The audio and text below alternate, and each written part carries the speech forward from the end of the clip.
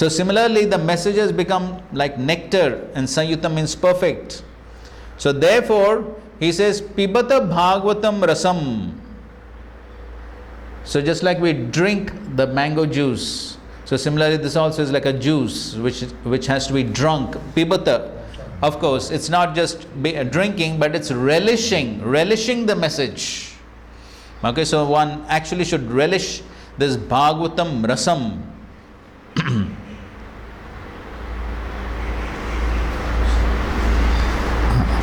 Till when one should relish? You should keep relishing it. Alayam. Alayam. The next word is Alayam. Alayam means till death. Till death. Alayam. Yes, also it's until liberation, or even in a liberated condition. So that's the meaning of Alayam. So at all times, till liberation, beyond liberation, every time one can relish this message. And therefore he is Muhu. Muhu means always. Or at every moment. Towards the end of the Bhagavad Gita, also the same word comes, Muhu. Sanjay, as he is concluding the Bhagavad Gita, Sanjay is telling that he's relishing this message of the Bhagavad Gita that he heard, this transcendental dialogue. He's relishing that message at every moment. Muhu, muhu. So similarly here also, Vyasadeva is calling upon the Bhavukaha, the expert and thoughtful men, to relish this message. Rasika Bhuvi Bhavukaha. So he is calling upon the people to, Bhuvi means on the earth, to relish this message of the Srimad Bhagavatam.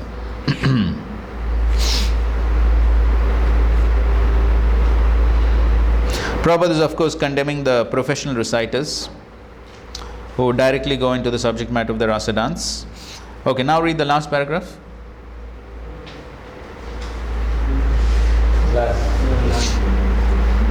One should conclude therefore that the serious student of the rasa should receive the message of Bhagavatam in the chain of disciplic successions from Srila Sukadeva Goswami, who described the Bhagavatam from its very beginning and not whimsically to satisfy the mundane who has very little knowledge in the transcendental science.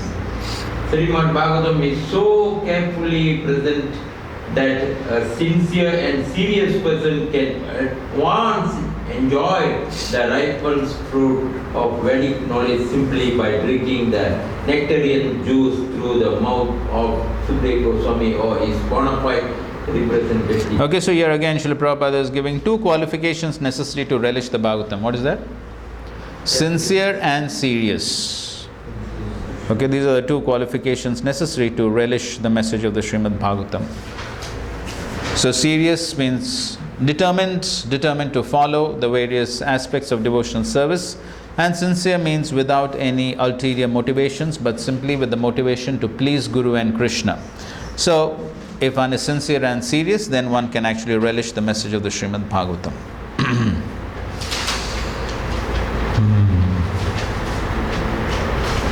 Okay, let's read a few words from Vishwanath Chakravarti Thakur. Kalida means that is falls down to his own accord when ripened on the tree, not by force. Thus it is completely full of sweetness. Even after falling from a high position in the tree, it does not break, nor does it lose its sweetness. That is because it comes down from the highest position, from Narayana to the branch of Brahma, then to the lower branch of Narada, then to Vyasa, and finally to the mouth of Sukha. Thus, without being damaged, it is endowed with liquid sweetness, like honey. The parrot Sukha has even made an opening in the fruit, which is break With this break. beak. Its beak for bringing out the sweetness. Moreover, having been tasted by him, that fruit becomes even sweeter. Moreover, it remains unbroken, coming down step by step from the branch of Sutta and others. What is implied here is that without the Guru Parampara, one cannot drink Bhagavatam in its unbroken form. Just by trying to taste it through use of one's limited intelligence. So that's an important point, and that is one has to receive the message through parampara. So it's not sufficient that one just takes the book and reads. One will not be able to understand much nor relish much. Okay, so whether it is the Hare Krishna Mahamantra or the message of the Bhagavatam, the scriptures, everything needs to be received in parampara. Then only one can actually understand, because as we discussed before also, that the understanding, the real understanding takes place by, The grace of the... yes, by the grace of the Guru Parampara. It's only by the grace that one can understand. Intellectually one may be able to read, understand something, memorize something, all that may be possible. But the real understanding, the realization, the ability to practice, all that takes place by grace. And that is why receiving the knowledge through the parampara and receiving the grace of the parampara by appropriate service is absolutely essential. Therefore, Prabhupada also is making that point, sincere and serious. So I have one question, doubt with that. They say this have to our parampara only. Sometimes some other sampradaya 4 sampradayas. can. Four Vaishnava sampradayas are bona fide. So any bona fide sampradaya. Like when I was in Vrindavan last time, there were some speaker come and they were going this and like that. Babaji. There are so many, this Baba, that Baba, which parampara? Oh, okay. That is important.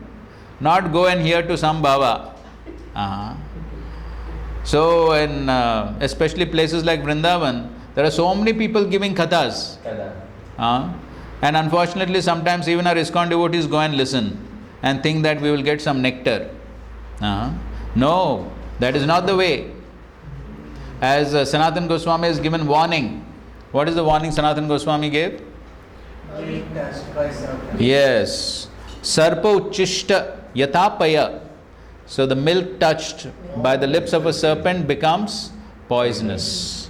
And so therefore Sanatana Goswami is warned that one should not hear from somebody who is not bona fide, simply a professional reciter who is reciting Bhagavatam for the sake of a living. Therefore Prabhupada is also explaining all those points here. A professional man who makes a business of reciting the Bhagavatam illegally is certainly not a representative of Shukdev Goswami. Such a man's business is only to earn his livelihood. Therefore, one should refrain from hearing the lectures of such professional men. Prabhupada is giving a very clear instruction here.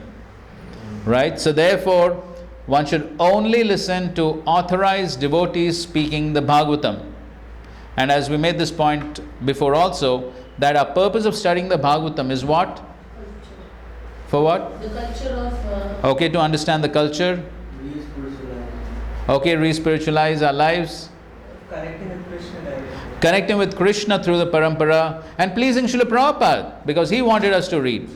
That's the main purpose. That's the main purpose. Not that we simply want to gather information, gather some so-called nectar and show off to others our scholarship. No, that's all not the goal. That's not the goal. So therefore, it's not that we have to go to some of these professional reciters, some Baba, Bapu reciting. No. That's useless. We may get information, but there won't be any transformation. So what do we want? Information or transformation? What do you want? You want information or transformation? You want information?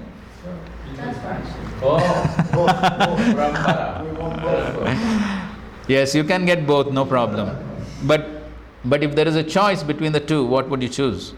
Explain again little for me, transfer and what's the difference?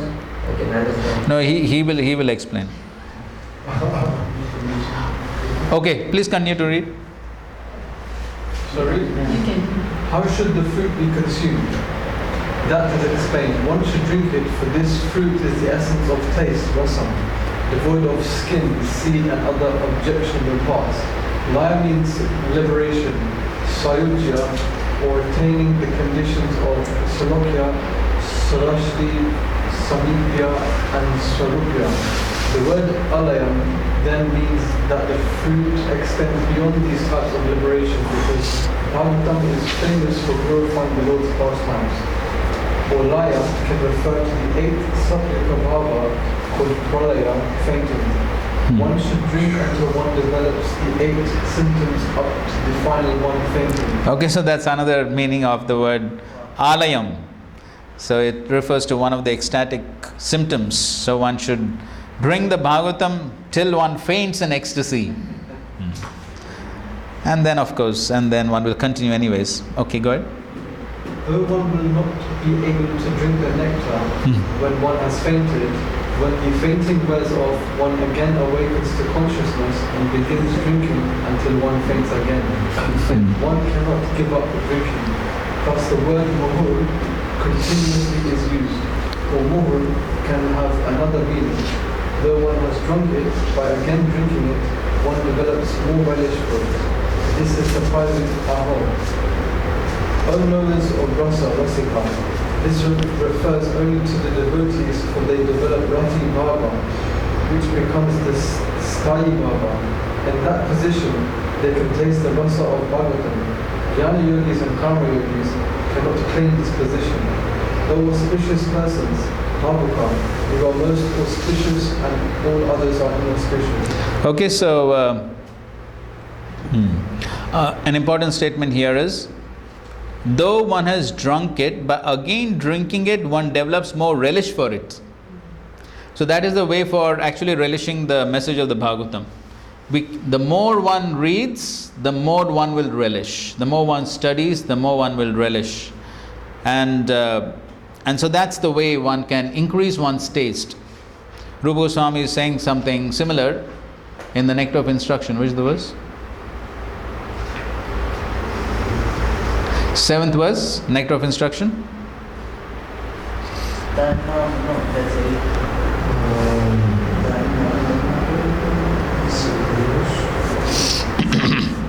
Syat Krishna Nama Charitadi Sitapya Vidya Pittopatapta Rasanasya Narochikanu Kintwadarat Anudinam Kalusaiva Jishta Swadvi Kramad Bhavati Tadgadamula Hanti.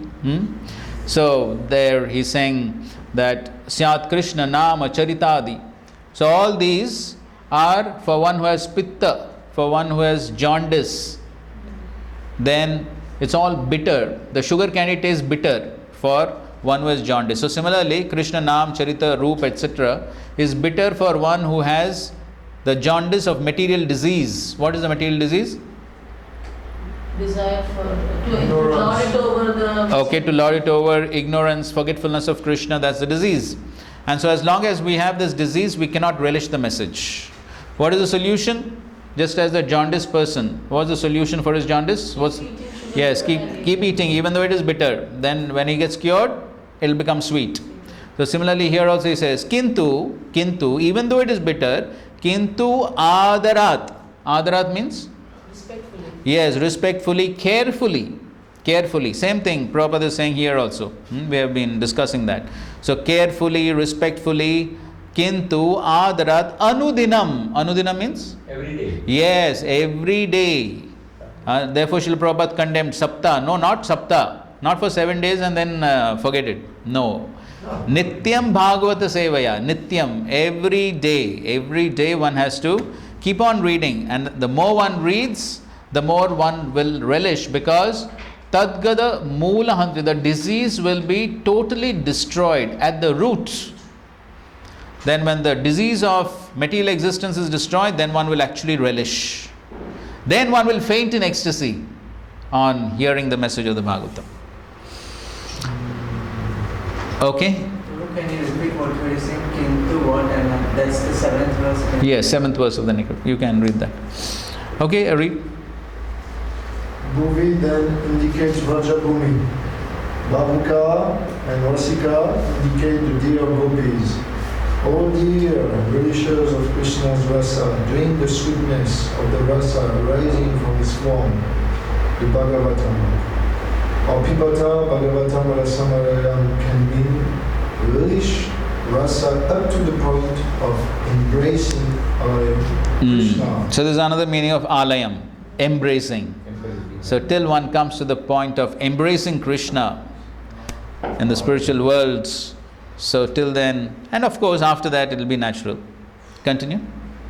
Krishna's rasa is indestructible, Amrit, and flows away quickly from the mind and eye, the Lord. Therefore, drink that indestructible nectar in the form of his lips. In that case, Nigar Makarvata Garitam Fala means Aganuga Bhakti, which is the fully ripened fruit, Gari, tongue, on the tree of the Vedas. This fully ripened fruit is Raganuga Bhakti, following after the sentiments of the gopis, which is the highest type of love.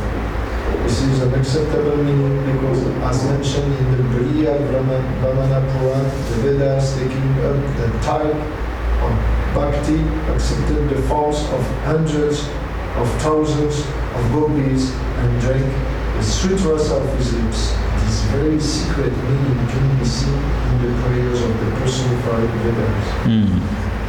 Okay, fine. So that's also the other meaning here, that one can actually relish the Bhagavatam on the platform of Raganuga Bhakti. As sadhakas, we are practicing, but on the platform of Raganuga Bhakti, then one can actually relish the message of the Bhagavatam, and of course, then one can attain the supreme goal of meeting Krishna face to face. Okay, fine. Any doubts on this verse?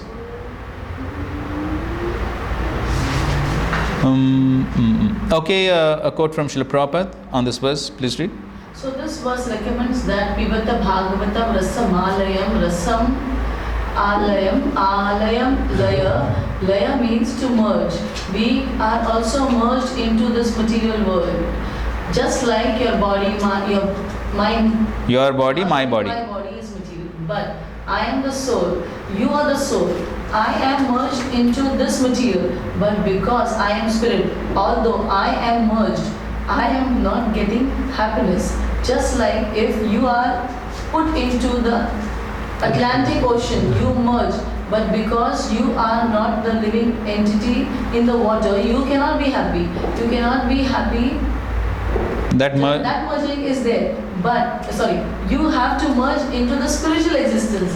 Then you will be happy. That is Bhagavatam Rasam Alayam. So here is giving the meaning of alayam as merging into the spiritual existence, or being absorbed in spiritual existence. So then one can. So till that point of time, till that point, one goes into the spiritual world or enters into spiritual existence. Till that point of time, gone drinking. That is the point. So can I ask? So in Bhagavad Gita also, some places the literal translation is merging. Correct. Is the actual meaning of that merging, not the impersonal? Which verse are you referring to? I keep forgetting. Even second chapter you have. Okay, so we find in the 18th chapter. So Krishna says. Bhaktya mam abhijanati yavanyaschasmi tatvata tato mam tatvato gyatva vishate tad anantaram. Vishate, there vishate means enters. So one who practices, so Krishna is saying one can know me as it is in truth only with the practice of pure devotional service, and then by practicing pure devotional service one enters into me. Vishate tad anantaram. Of course, only Vishate enters thereafter. Tad anantaram means thereafter. Thereafter he enters. So therefore, the impersonalists can very clearly misunderstand that and say that yes, see. Even Krishna is saying you can merge into the Supreme. I was thinking Brahma Nirvana Vichati, that. Which one? Brahma Nirvana Vichati, that 271. 271. Okay. 72. Okay. So, okay, there are some verses like that which talk about merging, entering and all that. But therefore the commentaries of the Acharyas have to be read to understand the real meaning. Otherwise, we'll speculate. And therefore there are so many, as Prabhupada says, so many editions of the Gita, so many people speculating. Why? Because then there are so many meanings of one word, just like we are seeing here. One word has so many meanings. So people can pick and choose whatever you want, whatever you like, you pick and choose. So like we can pick and choose this meaning of merging. So therefore, one has to see whether that meaning is authorized by the previous Acharyas. It has to make sense with the whole verse as well. Yes, that is true. But the important point is, we have to accept the message given by the parampara. That is the important point. Now that I'm a big Sanskrit scholar, I know so many meanings of the word, I pick and choose what I like. That's how misinterpretations creep in. No, one has to accept the meaning as given by the previous Acharyas. It seems that the Sanskrit is so broad that there is many meanings. And Correct. you can make so many meanings from one verse. Correct, correct. If you are a crippled-minded person, then you can abuse and divert everything. Correct, correct. Therefore, parampara. One has to accept the message as given by the parampara, not speculation. Okay, now we're proceeding. Any other doubts on this verse? Fine. Fourth verse. Nemishe nimisha kshetre rishaya shaunakadayah satram swargaya lokaya sahasra samamasata. Once in a holy place in the forest of Nemi Sharanya, great sages headed by the sage Shaunaka assembled to perform a great 1,000-year sacrifice for the satisfaction of the Lord and his devotees. So here, Naimishe, in the forest known as Nemi Sharanya, and Animisha Kshetra. So, Animisha is the name of Vishnu. So you can see in the word to word. The spot which is especially a favorite of Vishnu. So, Animisha is the name of Vishnu, who does not close his eyelids. So, Vishnu never closes his eyes. So, as the Paramatma, he is always alert, he is always awake, always standing, never even closes his eyes. So, what can you hide from him? So, somebody thinks, I will quietly, secretly do something. But what can you hide from the Paramatma? He doesn't even close his eyes.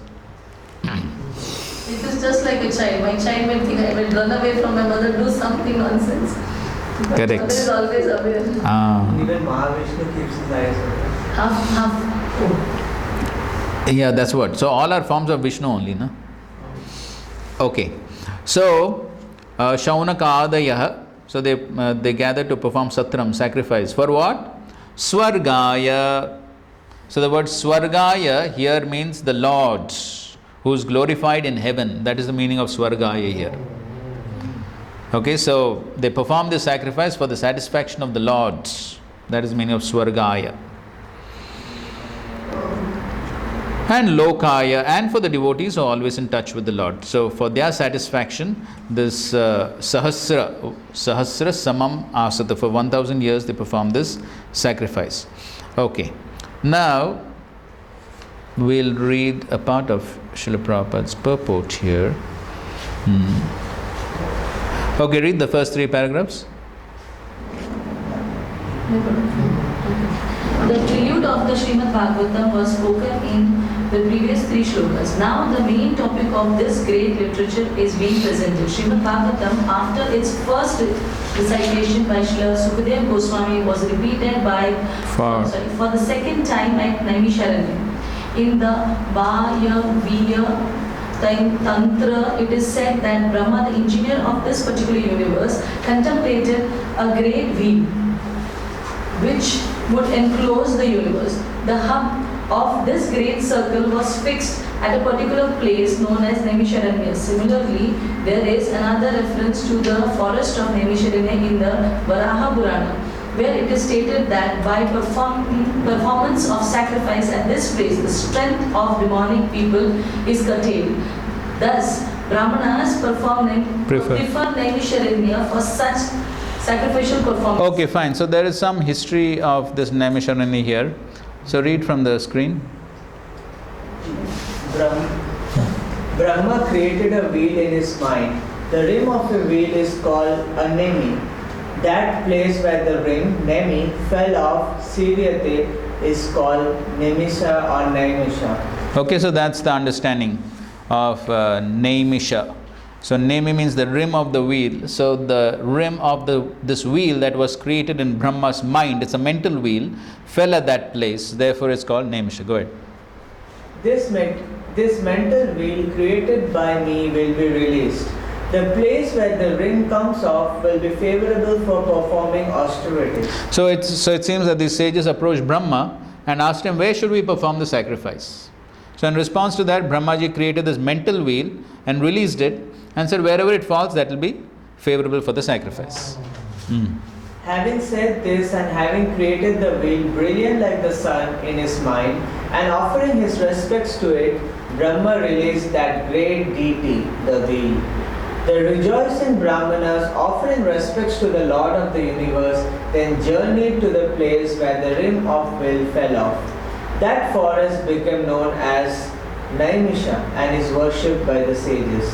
Okay, so that's the history of this. So what is the deity thing?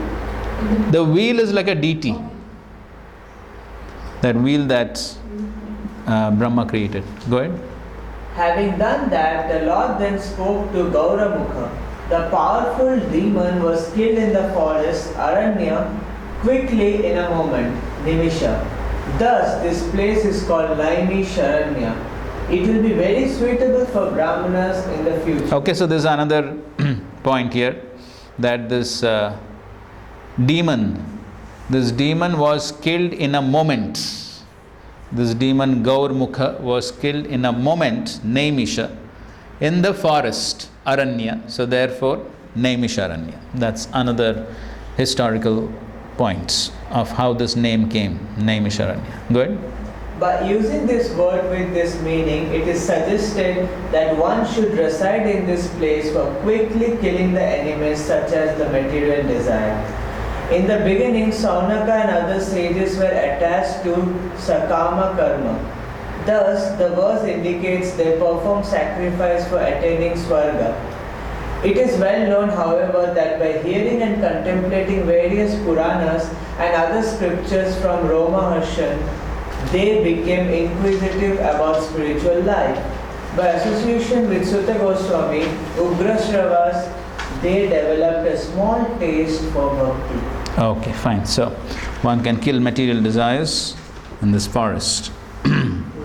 Isn't Naimisharanya like center of the universe and that they say? Here Prabhupada is writing, the hub of this great circle was fixed at a particular place known as Naimisha.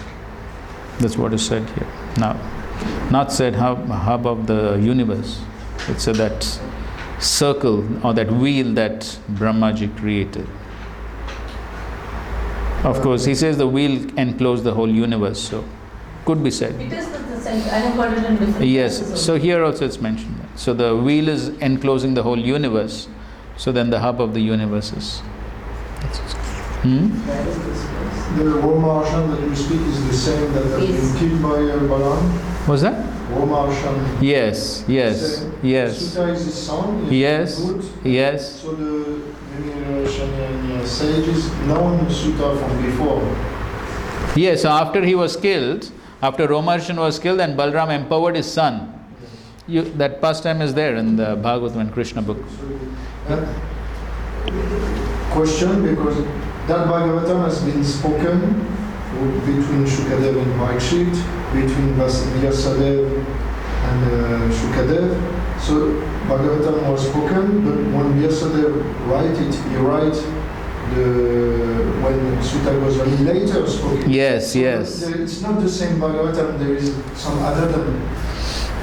Of course, Vyasadev is Trikalagya. Trikalagya. So he knows past, present, future. So because he's non-different from the Lord, he's literally incarnation of the Lord. So these personalities know past, present, future. So therefore he knows that in the future Sutta Goswami is going to speak. So he therefore is. When is the precise time when he envision and start to write? Vyasdev. Yeah.